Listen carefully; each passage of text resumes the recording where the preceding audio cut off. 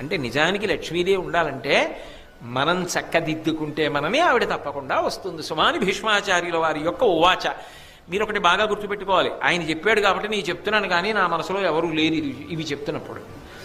కాబట్టి అన్యమందిరగామిని, ఎప్పుడు ఇంటికి తాళం వేసి ఎక్కడికో వెళ్ళిపోవాలి, తన ఇంట్లో తాను ఉందామని అనుకోకపోవడం.